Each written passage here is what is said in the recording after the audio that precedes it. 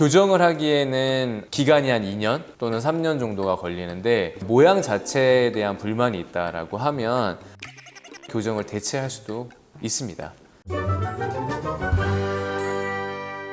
안녕하십니까, 서울 눈치과 대표원장 임수산입니다.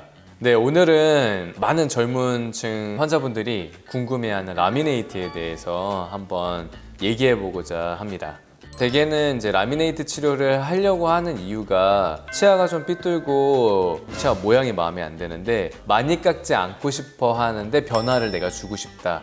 그럴 때 라미네이트를 한다라고 생각을 하시기 때문에 삭제를 전혀 안 하고 할 수도 있긴 하지만 그거에 대한 단점도 분명히 있기 때문에 우리가 어떤 치료를 지향을 해야 되느냐에 대해서 좀 곰곰하게 고민을 해볼 필요가 있을 것 같습니다.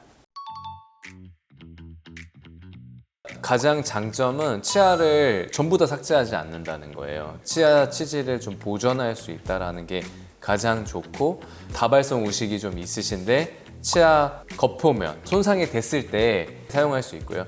대개는 교정을 하기에는 기간이 한 2년 또는 3년 정도가 걸리는데 단시간에 치아 모양을 좀 바꾸고 싶다 라고 했을 때 아마 라미네이트를 할 수가 있겠죠. 그렇지만 정확한 진단은 더 필요합니다.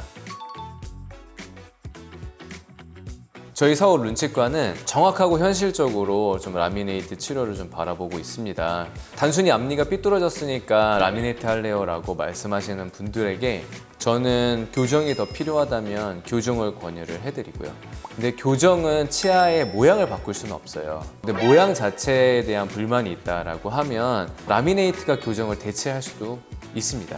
그리고 어쩔 때는 깎는 치료보다 더 하는 치료, 레진 치료 같은 것들을 더 필요로 하시는 경우가 있어서 그것을 추천드리는 경우도 있고요. 그래서 환자분이 무엇을 원하시고 꼭 필요한 치료가 무엇인지를 진단과 상담을 통해서 최선의 진료를 찾는 것이 가장 중요하다고 좀 말씀드릴 수 있습니다. 제가 아까 전에 말씀드렸듯이 환자분과 충분한 상담을 하는데요. 그때 진행하는 것이 먹겁 시뮬레이션입니다. 그래서 간단하게 말해서 우리가 최종 라미네이트를 만들었을 때 내 이가 어떤 모습일지를 미리 눈으로 확인해 보는 작업인데요. 이제 이 과정을 통해서 정말 환자분이 원하는 최소 삭제가 될 수 있을지 또는 무삭제가 될 수 있을지를 평가를 하고 이 치료를 했을 때 실인 증상은 있을지 이런 거에 대해서 같이 논의할 수 있고요.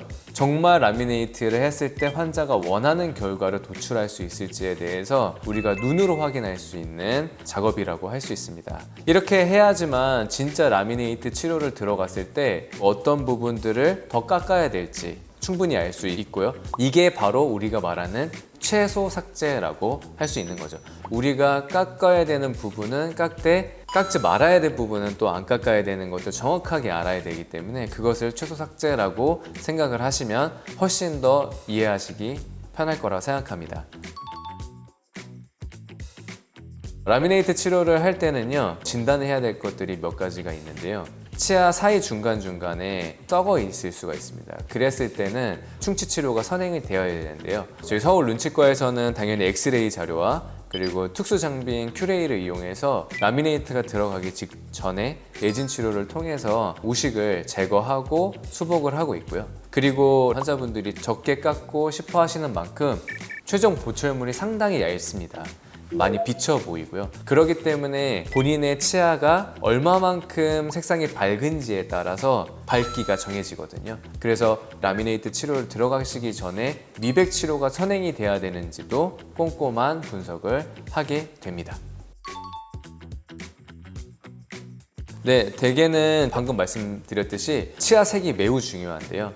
얇은 보철이기 때문에 비쳐 보이는 안쪽의 부분이 많이 오염이 되거나 약물에 의해서 치아가 변색이 되거나 하는 것들이 있다고 하면 비쳐 보이기 때문에 절대 그 치료를 할 수가 없습니다. 그런 분들은 라미네이트보다 크라운 치료를 대개는 권해드리고요. 치아가 너무 삐뚤해서 다른 곳에 가 있다 라고 했을 때 치아의 축은 우리가 변경할 수 없기 때문에 원하지 않는 모양이 될 수 있습니다. 그래서 너무 삐뚤 치아 교정을 많이 권해드리고요. 치아 사이 간격이 너무 먼 경우가 있거든요. 그럴 때는 치아의 넓이나 폭을 수정해야 되는 경우가 있어서 한쪽 면만 붙이는 라미네이트 치료보다는 크라운 치료가 또는 레진 치료가 더 권장되기도 합니다.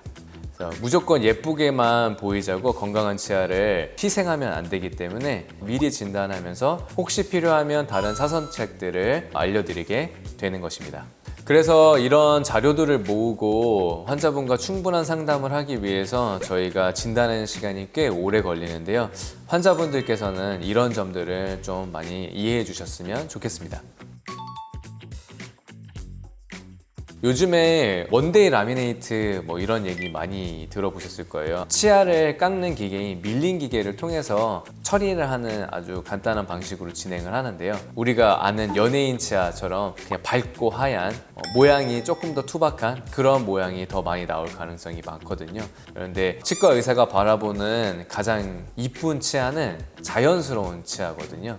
이런 조화로운 치아를 만들기 위해서는 솔직히 손이 진짜 많이 가거든요. 그래서 라미네이트 치료를 하시게 되면 기공사분께서 치아를 깎는 기계로 밀링을 진행하고 한 땀 한 땀 손으로 올리는 파우더를 통해서 도제를 만드는 작업을 하는데 시간이 오래 걸리기 때문에 2주의 시간을 드립니다. 저희는 주변 치아와 색이 자연스럽고 텍스처나 광택까지도 비슷한 보철물을 만들기 위해서 노력하기 때문에 정말 진짜 자연스러운 라미네이트가 될 수 있는 거라고 생각합니다. 그리고 정말 내 치아 같이 보여야지 오래 봐도 만족스럽지 않겠습니까?